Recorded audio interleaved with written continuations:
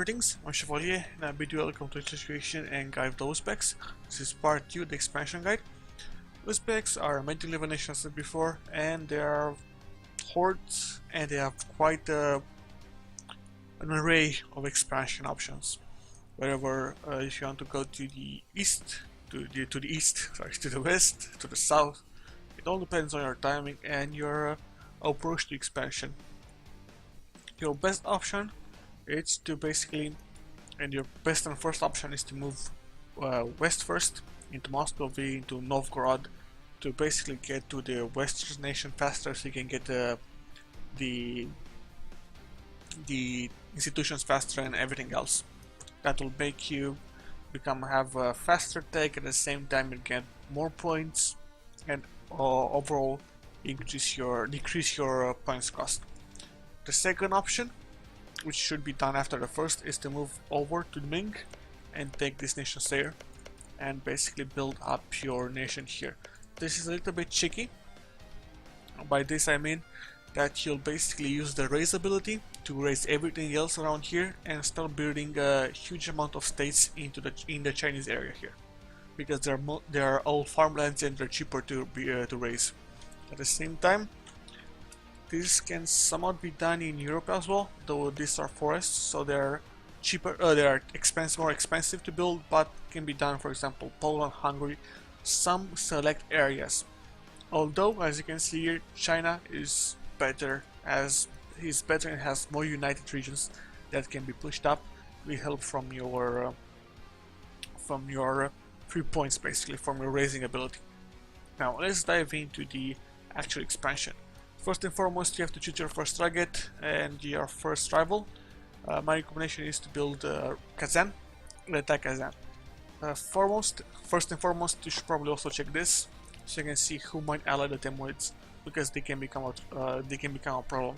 If at all possible, and you see that, for example, they're friendly with all 3 of these, you might want to attack Kazan first, for example, and then focus on the rest. At the same time, they're friendly with Chagatai as well. So again, tons of problems here, mainly because the Timurids rival you and they cause others to be friendly.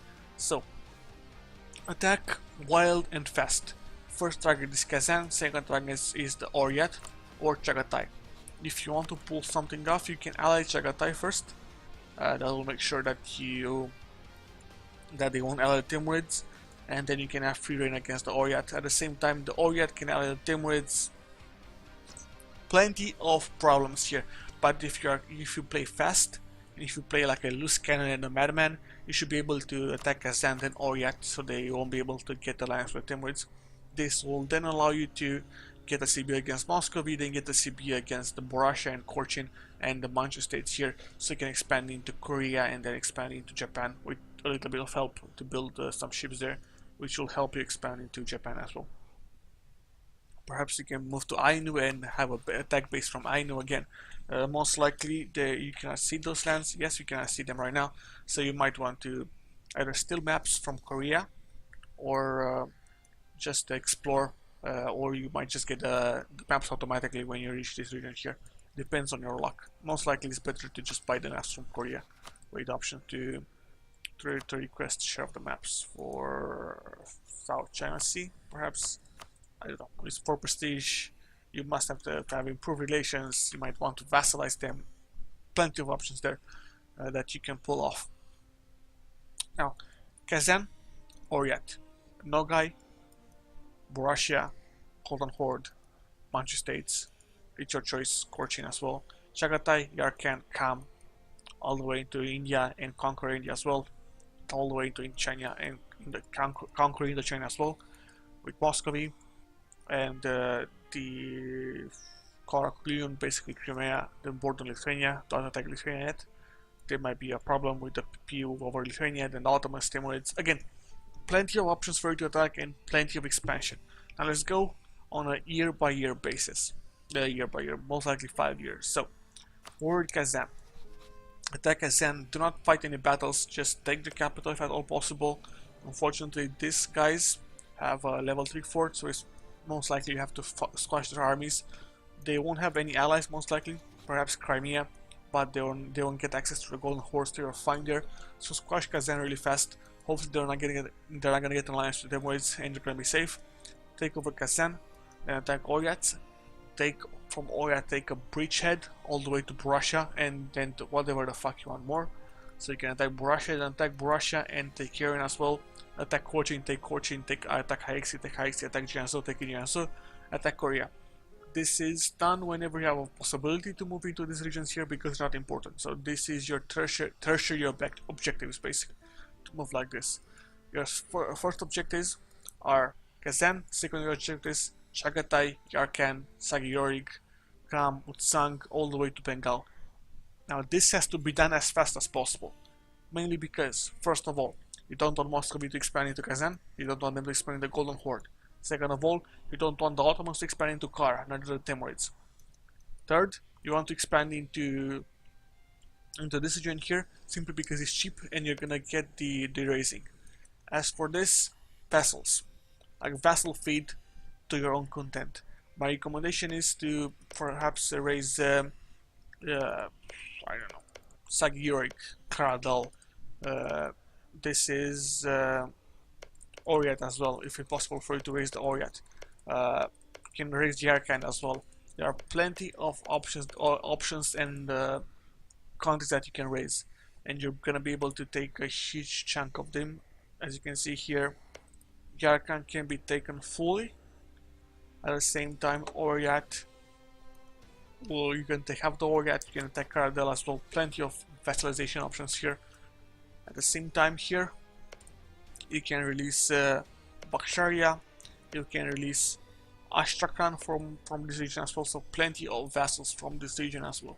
So overall, this, I would say that should take you 50 years, like moving all the way here, all the way here, and all the way here, up to the 1500s.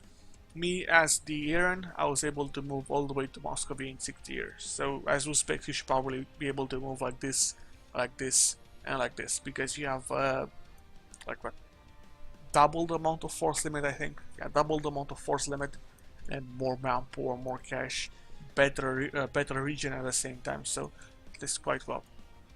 In the meantime, while you focus on these regions here, try to basically wait for opportunities to attack the Timurids. If they're weakened, if they're at war, attack the Timurids and take, what should I call it? Take basically a Persia land all the way like here, all the way to Persia, so you can raise Persia. Raise in Persia, then you can actually feed Persian lands. If you want, you can also release Khorasan, it's up to you. But remember, if you declare war for your CB and not for the return core CB, simply because you're gonna have to pay points if you want to take those cores into your control. Then release them as Persia, because you want to raise these cores first. Other than this, Kara can easily be killed. There shouldn't be any problems in Kara. The Ottomans are gonna pose you problems. Usually you should ally the Mamelukes if they are still capable of attacking the Ottomans. If they're not, just fuck them and ally Poland. Then focus Ottomans the help of Poland. And that is the way that you should deal with the Ottomans. The Timur should break themselves open. Same goes for Ming. As for Ming, just do the cheeky thing with taking these lands and building them up as a horde. Depends on when does Ming die. If Ming dies really fast, it's doable. And you should probably focus more on this region here. If Ming doesn't die really fast, then abort your plans and I simply don't know.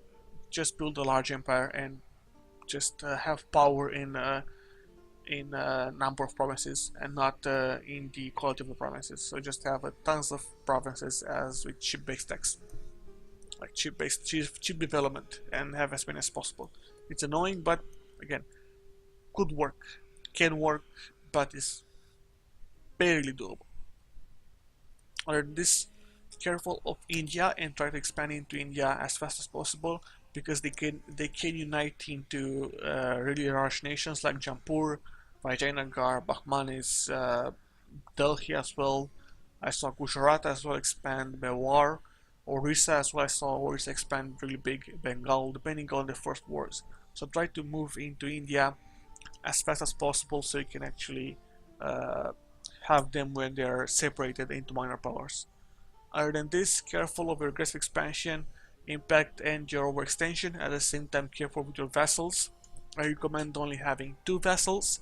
Having 3 vessels is really gonna be a drag, and it's gonna be really difficult for you to basically handle those regions. At the same time, careful that you might have some rebels around these regions here. As you can see, 10%, 11% here, so there might be some issues there.